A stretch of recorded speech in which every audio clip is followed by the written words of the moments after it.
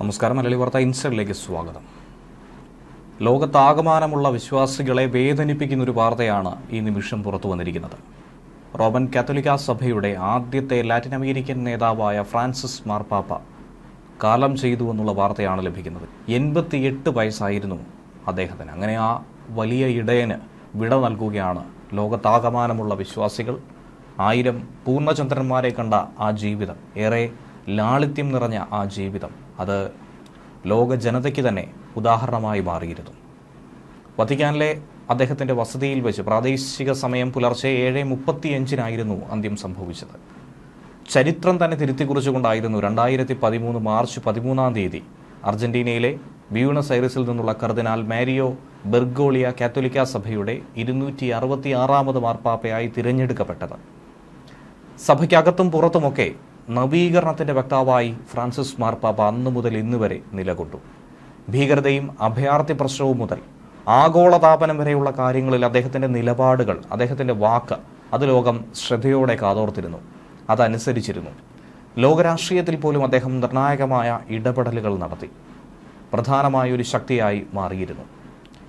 Latin അമേരിക്കയിൽ നിന്നുള്ള ആദ്യ പാപ്പയായിരുന്നു പിന്നീട് ഫ്രാൻസിസ് മാർപ്പാപ്പ എന്നറിയപ്പെട്ട മാരിയോ ബെർഗോളിയ. 1272 വർഷങ്ങൾക്ക് ശേഷമാണ് യൂറോപ്പിന് പുറത്തു നിന്നും ഒരാൾ മാർപ്പാപ്പയായി തിരഞ്ഞെടുക്കപ്പെടുന്നത്. ശാരീരിക അവശതകൾ മൂലം ബെനഡിക്ട് 16 മാർപ്പാപ്പ 2013 ഫെബ്രുവരി 28 രാജിവെച്ചതിനെ തുടർന്നാണ് കർദിനാൾ ഹോർഹെ മരിയോ ബെർഗോളിയെ മാർപ്പാപ്പയായി തിരഞ്ഞെടുത്തത്. ബ്യൂണസ് ഐറിസിലെ ആർച്ച് ബിഷപ്പായിരുന്ന ഹോർഹെ മരിയോ ബെർഗോളിയോ ലാറ്റിൻ അമേരിക്കയിൽ നിന്നുള്ള ആദ്യത്തെ പാപ്പയായി അങ്ങനെ തിരഞ്ഞെടുക്കപ്പെട്ടത് പോലും അപ്രതീക്ഷിതമായി തന്നെയായിരുന്നു. അന്ന് 78 വയസ്സായിരുന്നു അദ്ദേഹത്തിന് പ്രായമുണ്ടായിരുന്നത്. 2001 ബെർഗോളിയോ കർദിനാൾ പദവിയിലേക്ക് ഉയർത്തപ്പെട്ടത്. ജോൺ പോൾ II മാർപ്പാപ്പയാണ് 2001 ബെർഗോളിയെ വത്തിക്കാനിലേക്ക് കൊണ്ടുവന്നത്. കർദിനാൾ എന്ന നിലയിൽ ഒട്ടനവധി ഭരണപരമായ ചുമതലകൾ അദ്ദേഹം വഹിച്ചിരുന്നു. അദ്ദേഹത്തിൻ്റെ ഒരു പ്രത്യേകത തന്നെ ഏറെ വ്യത്യസ്തനായിരുന്നു എന്നുള്ളതാണ്. അങ്ങേയറ്റം വിനയം തുളുമ്പുന്ന പെരുമാറ്റം, രീതികൾ, സാമൂഹ്യനീതിക്ക് വേണ്ടിയുള്ള പ്രവർത്തനങ്ങൾ, ഇതൊക്കെ തന്നെ കർദിനാൾ എന്ന നിലയിൽ അദ്ദേഹത്തിനെ വ്യത്യസ്തനാക്കി മാറ്റിയിരുന്നു. ആഡംബര വാഹനത്തെ പൂർണ്ണമായും ഒഴിവാക്കി പൊതുഗതാഗത സംവിധാനത്തിലൂടെയുള്ള യാത്രകൾ ശീലിച്ച അദ്ദേഹം എപ്പോഴും വേറിട്ട് തന്നെ നിന്നു. ഭക്ഷണം സ്വയം പാകം ചെയ്യുന്നതായിരുന്നു അക്കാലത്തൊക്കെ അദ്ദേഹത്തിൻ്റെ രീതി. ഇറ്റാലിയൻ റെയിൽവേ ജീവനക്കാരൻ്റെ 5 മക്കളിൽ ഒരാളായി തന്നെയാണ് 1936 ഡിസംബർ മാസം 17 അർജന്റീനിയൻ തലസ്ഥാനമായ ബ്യൂണസ് ഐറിസിൽ മാർപ്പാപ്പ ജനിച്ചത്. റെയിൽവേ തൊഴിലാളിയായ മരിയോ ജോസ് ബെർഗോളിയോയുടെയും സാധാരണക്കാരിയായ വീട്ടമ്മ മരിയ സിവോറിയയുടെയും 5 മക്കളിൽ ഒരാൾ. ഇറ്റലിയിൽ നിന്നും കുടിയേറിയ ഒരു മധ്യവർഗ കുടുംബമായിരുന്നു ഫ്രാൻസിസ് മാർപ്പാപ്പയുടേത്.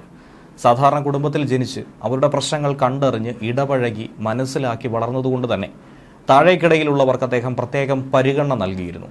അവരുടെ ചെറിയ വേദനകൾ പോലും തൻ്റെ വേദനയായി ഏറ്റെടുത്ത് അതിനുവേണ്ടി പ്രവർത്തിച്ചിരുന്നു, അതിനുവേണ്ടി ശബ്ദമുയർത്തിയിരുന്നു. 1969 December 13 archbishop Ramon Jose കാസ്റ്റലിയോണിയിൽ നിന്നും പട്ടം സ്വീകരിച്ചു. എല്ലായ്പ്പോഴും ശാന്ത സ്വഭാവക്കാരനും പ്രസന്നവദനുമായിരുന്നു അദ്ദേഹം എന്നുള്ളത് ഏവരും എടുത്തു പറയുന്ന ഒരു വിഷയം തന്നെയാണ്. എന്നാൽ ചെറുപ്പത്തിലെ തന്നെ അണുബാധയെ തുടർന്ന് ശ്വാസകോശങ്ങളും നീക്കം ചെയ്ത് 10 വർഷത്തിന് ശേഷം 32 വയസ്സിലാണ് അദ്ദേഹം വൈദിക പട്ടം ഏറ്റെടുത്തത്. താമസിച്ചാണ് പുരോഹിത പദവിയിലേക്ക് എത്തിയതെങ്കിലും 4 വർഷത്തിനുള്ളിൽ തന്നെ അർജന്റീനയിലെ ജെസ്യൂട്ട് സഭയുടെ പ്രൊവിൻഷ്യലായി അദ്ദേഹം തിരഞ്ഞെടുക്കപ്പെട്ടു. 1973 ജൂലൈ 31 അർജന്റീനയിലെ ജെസ്യൂട്ട് സന്യാസ സമൂഹത്തിൻ്റെ പ്രൊവിൻഷ്യലായി എത്തപ്പെട്ടു. 1986 മാർച്ചിൽ ജർമ്മനിയിലെത്തി PhD പഠനം പൂർത്തിയാക്കി. ബ്യൂണസ് ഐറിസ് ആർച്ച് ബിഷപ്പായിരുന്ന ആന്റോണിയോ കൊറോസിനിയുടെ അഭ്യർത്ഥന അനുസരിച്ച് ജോർജ് ബെർഗോളിയെ ബിഷപ്പാക്കുവാൻ വിശുദ്ധ ജോൺ പോൾ II മാർപ്പാപ്പ തീരുമാനിച്ചു. അങ്ങനെ 1992 മെയ് 20 സഭയുടെ ഉത്തരവിന് പിന്നാലെ ഫാദർ ജോർജ് ബെർഗോളിയെ മെയ് 27 ബിഷപ്പായി അഭിഷിക്തനാക്കി. തുടർന്ന് ബ്യൂണസ് ഐറിസിൻ്റെ സഹായമെത്രാൻ, ഔക്ക രൂപതയുടെ മെത്രാൻ എന്നീ ചുമതലകളിലൊക്കെ തന്നെ നിയമിച്ചു. 1997 ജൂണിൽ 3 ജോർജ് ബെർഗോളി ഓക്സിലിയറി ആർച്ച് ബിഷപ്പായി മാറി. 9 മാസങ്ങൾക്കുപുറം കർദിനാൾ ആന്റോണിയോ കറാസിനോ കാലം ചെയ്തതിനെ തുടർന്ന് ബ്യൂണസ് ഐറിസിൻ്റെ ആർച്ച് ബിഷപ്പായി ജോർജ് ബെർഗോളി നിയമിതനായി. 1998 ഫെബ്രുവരി 28 ബ്യൂണസ് ഐറിസ് ആർച്ച് ബിഷപ്പായി ചുമതലയേൽക്കുകയും അർജന്റീനയിലെ തന്നെ കിഴക്കൻ സഭകളുടെ ആരാധനാ സമിതികളുടെ ചുമതല ഏറ്റെടുക്കുകയും ചെയ്തു. 2001 ഫെബ്രുവരി മാസം 21-ാം തീയതി വിശുദ്ധ ജോൺ പോൾ രണ്ടാമൻ മാർപ്പാപ്പ ജോർജ് ബെർഗോളിയെ കർദിനാൾ പദവിയിലേക്ക് ഉയർത്തി. 2001 അങ്ങനെ കർദിനാളായി. ആർച്ച് ബിഷപ്പ് ആയിരിക്കുമ്പോൾ ഔദ്യോഗിക വസതി ഒഴിവാക്കി നഗരപ്രാന്തത്തിലെ തന്നെ ഒരു ചെറിയ അപ്പാർട്ട്മെന്റിൽ താമസിച്ച് സാധാരണ ജനങ്ങൾക്കൊപ്പം പൊതുഗതാഗതങ്ങളിൽ പൊതുവാഹനങ്ങളിൽ സഞ്ചരിച്ചും അവരുടെ പൾസ് മനസ്സിലാക്കി മുന്നോട്ട് പോയ ഒരു ജനസംവിധൻ കൂടിയായിരുന്നു അദ്ദേഹം. കർദിനാൾ പദവി കിട്ടിയ ശേഷം ബെർഗോളി ബിഷപ്പുമാരുടെ സിനഡിന്റെ ജനറൽ റിലേറ്റർ പദവി നൽകി അദ്ദേഹത്തെ ആദരിച്ചു. ജോൺ പോൾ രണ്ടാമന്റെ കാലത്തിന് ശേഷം 2005 ചേർന്ന കോൺക്ലേവിൽ ജോർജ് ബെർഗോളിയും പങ്കെടുത്തിരുന്നു. 2013 മാർച്ച് 13 അന്ന് നടന്ന കോൺക്ലേവിൽ സഭാ ചരിത്രത്തിലെ തന്നെ 266-ാമത്തെ മാർപ്പാപ്പയായി അർജന്റീനക്കാരനായ കർദിനാൾ ജോർജി മരിയോ ബെർഗോളിയെ തിരഞ്ഞെടുക്കുകയായിരുന്നു. അങ്ങനെയാണ് ചരിത്രം അന്ന് അദ്ദേഹത്തിന് വേണ്ടി വഴിമാറിയത്. ഫ്രാൻസിസ് ഒന്നാമൻ എന്ന നാമത്തിൽ മാർപ്പാപ്പയായി സ്ഥാനമേറ്റു. ചരിത്രത്തിൽ ആദ്യമായിട്ടാണ് ഒരു മാർപ്പാപ്പ ഫ്രാൻസിസ് എന്ന പേര് സ്വീകരിക്കുന്നത്. സമാധാനത്തിൻ്റെയും സ്നേഹത്തിൻ്റെയും ഉത്തമ ഉദാഹരണവും രണ്ടാം ക്രിസ്തു എന്ന് വിളിക്കപ്പെടുന്ന വിശുദ്ധ ഫ്രാൻസിസ് അസീസിയുടെ നാമവുമാണ് അദ്ദേഹം അങ്ങനെ സ്വീകരിച്ചത്. ജീവിതത്തിലും കർമ്മപഥത്തിലും അദ്ദേഹം അതിനുള്ള എല്ലാ തരത്തിലുമുള്ള മൂല്യം കൽപ്പിച്ചിരുന്നു. എന്നാൽ ഈ പേരിനെ ചൊല്ലി അന്ന് നിരവധി വാദപ്രതിവാദങ്ങൾ ഉയർന്നിരുന്നു. ഇന്നും അത് നിലനിൽക്കുന്നുമുണ്ട്.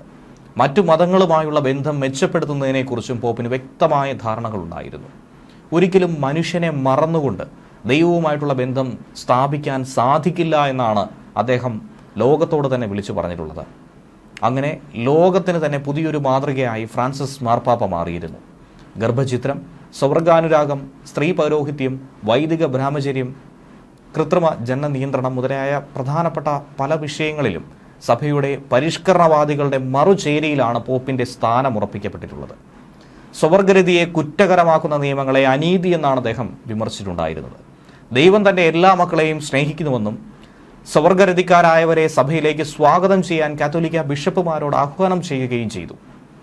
അങ്ങനെ 1000 പൂർണ്ണചന്ദ്രന്മാരെ കണ്ടതിന്റെ നിറവ് കൂടിയായിരുന്നു ഫ്രാൻസിസ് മാർപ്പാപ്പയുടെ ആ ജീവിതം. വ്യക്തിപരമായ ആഘോഷങ്ങളോട് ആഭിമുഖ്യമില്ലാത്ത മാർപ്പാപ്പ തന്റെ പൂർവികരുടേതിൽ നിന്നും വളരെ വ്യത്യസ്തമായി കൂടുതൽ ലളിതമായി ജീവിതം നയിച്ച് മുന്നോട്ട് പോയ ഒരു വ്യക്തി കൂടിയായിരുന്നു. കർദിനാൾ സ്ഥാന സമയത്തെ രീതികൾ തന്നെയാണ് ഇവിടെയും മാർപ്പാപ്പയായതിനു ശേഷം അദ്ദേഹം തുടർന്നത്. മാർപ്പാപ്പയായ പിന്നീടും ലാളിത്യമെന്ന മുഖമുദ്ര അത് അവസാനം വരെ, സ്വർഗവാതിൽ കടക്കും വരെ കൈവിടാതെ വത്തിക്കാൻ പാലസിൽ പിടിച്ചു നിർത്തിയിരുന്നു. വത്തിക്കാൻ പാലസ് ഉപേക്ഷിച്ച് അതിഥി മന്ദിരത്തിലെ ഒരു സാധാരണ മുറിയിലായിരുന്നു അദ്ദേഹം താമസിച്ചത്. ബെനഡിക്ട് 16-ാമൻ മാർപ്പാപ്പ സ്ഥാനത്യാഗം ചെയ്തതിനെ തുടർന്ന് 2013 മാർച്ചിൽ നടന്ന പീപ്പിൾ കോൺക്ലേവ് 2-ാം ദിവസം 5-ാം തവണ വോട്ടിങ്ങിൽ കർദിനാൾ ആഗോള സഭയുടെ മാർപ്പാപ്പയായി ചുമതലയേറ്റെടുത്തതിന് പിന്നാലെ അന്നു മുതൽ ഇന്നുവരെയും അദ്ദേഹം വളരെ ഭംഗിയായി ആ ചുമതല നിറവേറ്റിക്കൊണ്ടിരിക്കുകയാണ്. സാധാരണ ഞായറാഴ്ചകളിലാണ് മാർപ്പാപ്പയുടെ സ്ഥാനാരോഹണ ചടങ്ങുകൾ നടക്കുന്നത്. എന്നാൽ ഇദ്ദേഹത്തിൻ്റെ കാര്യത്തിൽ അതിൽ പോലും ഒരു മാറ്റം സംഭവിച്ചു. ചൊവ്വാഴ്ചയായിരുന്നു ആ ചടങ്ങ് സംബന്ധിച്ചത്. ആഗോള സഭാ മധ്യസ്ഥനായ വിശുദ്ധ ഔസേപ്പിന്റെ മരണത്തിരുന്നാൾ കണക്കിലെടുത്തായിരുന്നു അന്ന് അങ്ങനെ ഒരു മാറ്റം സംഭവിച്ചത്.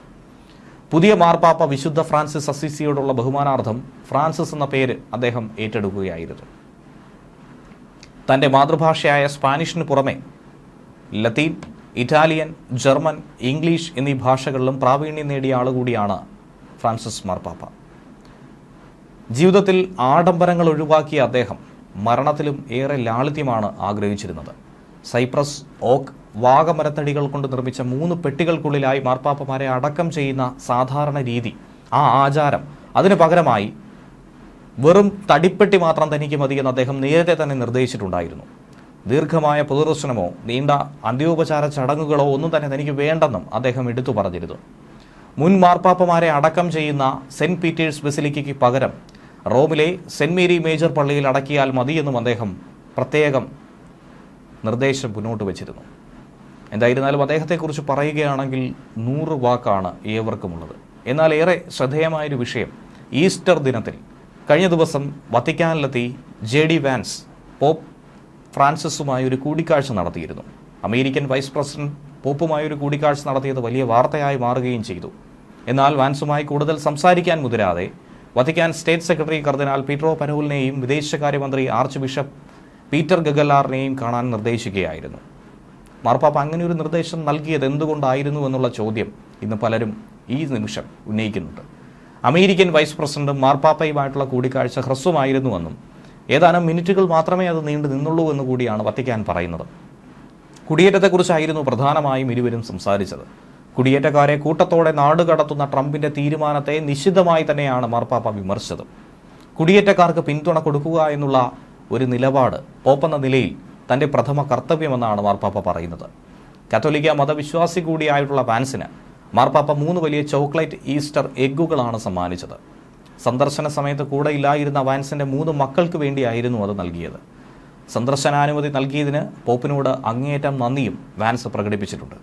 ആരോഗ്യം മെച്ചപ്പെട്ട നിലയിൽ കാണാൻ കഴിഞ്ഞതിൽ അതിയായ സന്തോഷമുണ്ടെന്നും കഴിഞ്ഞ ദിവസം അദ്ദേഹത്തെ മുന്നിൽ കണ്ട് വാൻസ് പറഞ്ഞിരുന്നു. സെയിന്റ് പീറ്റേഴ്സ് സ്ക്വയറിൽ ഈസ്റ്റർ കുർബാന നടക്കുന്ന സമയത്തായിരുന്നു അമേരിക്കൻ വൈസ് പ്രസിഡന്റ് വാഹനവ്യൂഹം വത്തിക്കാൻ നഗരത്തിലേക്ക് കടന്നത്. പോപ്പ് ഫ്രാൻസിസിന് പകരം മറ്റൊരു കർദിനാളായിരുന്നു ചടങ്ങുകൾക്ക് കഴിഞ്ഞ ദിവസം നേതൃത്വം നൽകിയത്. തുടർന്ന് മാർപ്പാപ്പയിരിക്കുന്ന ഡോമസ് സാന്റ മാർട്ടയിലെത്തി വാൻസ് ഈസ്റ്റർ ആശംസകൾ അറിയിക്കുകയും ചെയ്തു. തിരികെ വാൻസിനും മാർപ്പാപ്പ ആശംസകൾ അറിയിച്ചിരുന്നു. വളരെ ഊഷ്മളമായ സ്വീകരണം നൽകി ഏറ്റവും അവസാനം തന്നെ കാണാനെത്തിയ അതിഥിയെ പോലും സന്തോഷത്തോടെ മടക്കി അയക്കുകയായിരുന്നു മാർപ്പാപ്പ ചെയ്തത്. ആ വലിയ മനുഷ്യന് മുന്നിൽ തല കുമ്പിടുകയാണ്. ന്യൂസ് ഡെസ്ക് മലയാളി വാർത്ത ഇൻസൈഡ്.